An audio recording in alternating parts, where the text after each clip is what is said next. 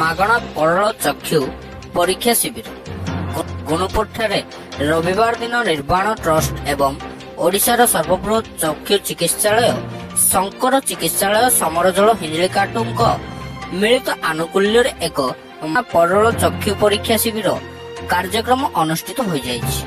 Gunupur ସାରସ ଆଙ୍ଗୋଲ Vedic school ପରିସରରେ ସବୁ ମାସର ଶେଷ ରବିବାର ଭଳି ଅନୁଷ୍ଠିତ କରାଯାଇଅଛି।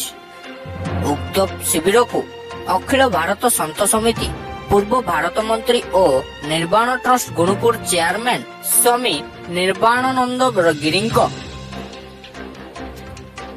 ସଭାପତିତ୍ୱରେ ଉଦ୍ଘାଟନ କରାଯାଇଥିଲା। ଏଥିରେ ମୁଖ୍ୟ ଅତିଥି ରୂପେ ରାମନାଗୁଡା ଜିଲ୍ଲା ପରିଷଦ ଶ୍ରୀ ତୁଙ୍ଗୁଡୁ ଶ୍ରୀଧର, ନିର୍ବାଣ ଟ୍ରଷ୍ଟ ଗୁଣପୁର ନାରାୟଣ ସେବା ସଭାପତି ଶ୍ରୀ ସୁବୁଧି ଭେଙ୍କଟ ରାଓ, ଶ୍ରୀ ବାଦଲ ପାଣି, ଶ୍ରୀ ଶିବପ୍ରସାଦ ବେହେରା, ଶ୍ରୀ ସିଏଚ୍ ଜାମି ନାଇଡୁ, ଶ୍ରୀ ପ୍ରଦୀପ କୁମାର ପାଢୀ, ଶ୍ରୀ ଲାଡି ଗୋପାଳ, ଶ୍ରୀ ଜଗନ୍ନାଥ ପଟ୍ଟନାୟକ, ଶ୍ରୀ କତାକଟା ଭେଙ୍କଟ ରାଓ ସାଗର, ଶ୍ରୀମତୀ ପ୍ରତିଭା ରଥ, ଶ୍ରୀ ଲାଲୁ ନାୟକ, ଶ୍ରୀ ନାରାୟଣ ମହାରଣା, ଶ୍ରୀ ପେଦିନା ରାଜଶେଖର, ଶ୍ରୀମାନ ଶମ୍ଭୁଶେଖର ମିଶ୍ରଙ୍କ ସମେତ ସମାଜସେବୀ ବୃନ୍ଦ ଏବଂ ନିର୍ବାଣ ଟ୍ରଷ୍ଟ ଗୁଣପୁରର ସମସ୍ତ କର୍ମଚାରୀ ଉପସ୍ଥିତ ରହି ଦୀପ ପ୍ରଜ୍ୱଳନ କାର୍ଯ୍ୟକ୍ରମଟିକୁ ସୁରୁଖୁରୁରେ ପରିଚାଳନା କରିଥିଲେ।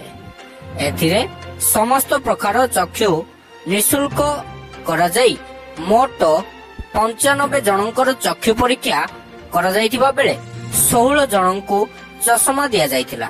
ସେଥିମଧ୍ୟରୁ 46 ଜଣଙ୍କ ପରଳ ବା ମୋତିଆବିନ୍ଦୁ ଚିହ୍ନଟ କରାଯାଇ 35 ଜଣଙ୍କୁ ଅସ୍ତ୍ରୋପଚାର ସମ୍ପୂର୍ଣ୍ଣ ମାଗଣା ଚିକିତ୍ସା ହସ୍ପିଟାଲକୁ ଯାଇଥିବା ସୂଚନା ମିଳିଛି।